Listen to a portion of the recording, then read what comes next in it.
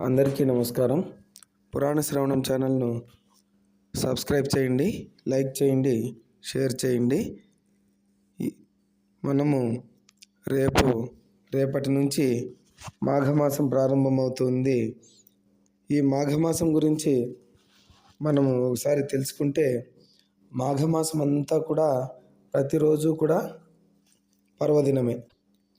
మాఘమాసంలో ప్రారంభం నుంచి చివరి వరకు కూడా ప్రతిరోజు కూడా ఒక పర్వదినమే. ఎందుకంటే ఈ మాసంలోనే మనకు శివరాత్రి వస్తుంది కాబట్టి ఎన్నో పర్వదినాలన్నీ కూడా ఈ మాసంలోనే మనకు ప్రతి తిథి కూడా ఒక ముఖ్యమైన రోజుగా మనకు చెప్పబడుతుంది. ఈ మాసంలో ముఖ్యంగా కార్తీక మాసంలో మనము కార్తీక మాసం అంతా కూడా ఒక్క పొద్దులు ఉంటూ దీపారాధన చేస్తూ శివాలయాలను సందర్శిస్తూ ఉంటాం. అలాగే ఈ మాసంలో మాఘమాసంలో స్నానానికి అతి ముఖ్యమైన మాసం. ఈ మాఘమాసం అంతా కూడా స్నానాలు ఆచరించడం ఎంతైనా శుభదాయకం. అందుకే చాలామంది తమకు వీలున్నంతలో దగ్గరలో ఉన్నటువంటి మడుగుల్లో కానీ, కొలనులు, తర్వాత తీర్థయాత్రలో వెళ్ళినప్పుడు నదీ స్నానాలు, ఇలా రకరకాలుగా స్నానాలు ఆచరిస్తూ ఉంటారు. కానీ మనము ఇంట్లోనే సూర్యోదయాత్పూర్వమే మన ఇంట్లోనే స్నానం ఆచరించే ఆ ఫలితం అంతా కూడా పొందవచ్చు. కాబట్టి ఈ మాసమంతా కూడా సూర్యోదయాత్పూర్వం స్నానం ఆచరించి భగవదారాధన చేయడం ఒక వ్రతంగా ఉంటుంది. ఈ 30 రోజులు కూడా మాఘమాస వ్రతము చాలామంది ఆచరిస్తూ ఉంటారు. ఈ మాసంలో ముఖ్యంగా సూర్యారాధన చేస్తారు. అలాగే ఎక్కువగా పరమశివుని యొక్క ఆరాధన చేస్తారు. గణపతిని ఆరాధిస్తారు. అమ్మవారిని శ్యామల నవరాత్రుల పేరుతో అమ్మవారిని కూడా ఆరాధిస్తూ ఉంటారు. చాలామంది ఆదిత్య హృదయము చదువుతూ ఉంటారు. సూర్యోదయాత్పూర్వమే లేచి స్నానం ఆచరించి దేవుడి ముందు కూర్చొని మనకిష్టమైనటువంటి ఆ భగవంతుణ్ణి రకరకాల స్తోత్రాలతో ఆరాధిస్తూ ఉంటాం. అలాగే మాఘమాసంలో మనము దాన ధర్మాలు చేయడం, అలాగే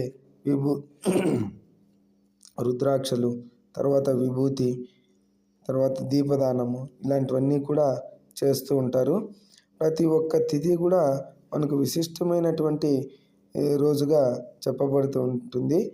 మాఘశుద్ధ పాడ్యము నుంచి మాఘశుద్ధ నవమి వరకు శ్యామలాదేవి నవరాత్రులు జరుపుకోవడము చూస్తూ ఉంటాం.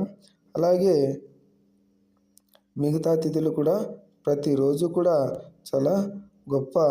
ప్రతిరోజు ఈ మాఘమాసంలో వచ్చే ప్రతిరోజు కూడా ఒక విశేషమైనటువంటి ఫలితాన్ని మనకు ఇస్తూ ఉంటుంది. అంటే మనకు ఈ మాసం అంతా కూడా దైవారాధనకు చాలా అతి ముఖ్యమైనటువంటి మాసం.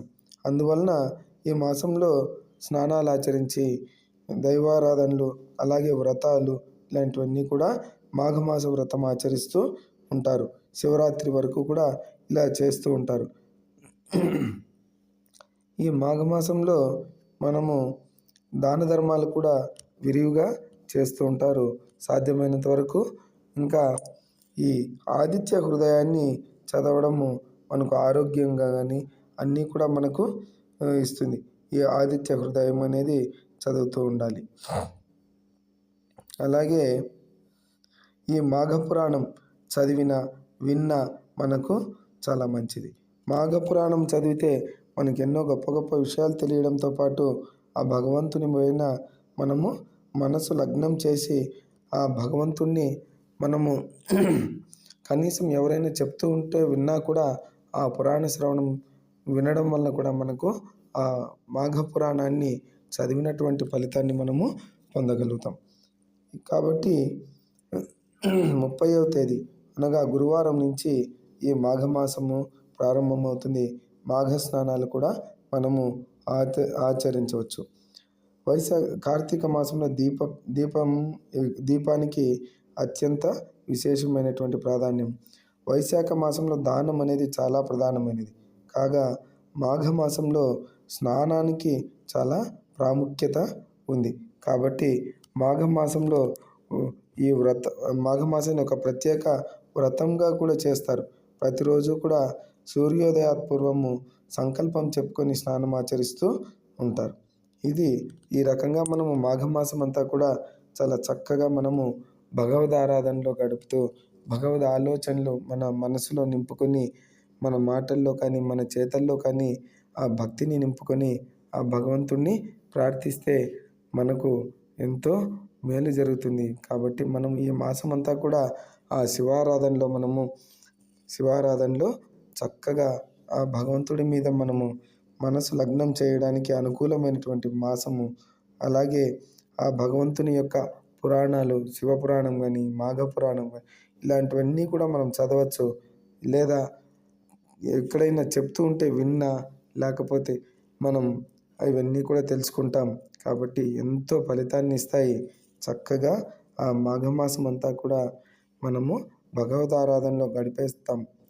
ఓం నమః శివాయ.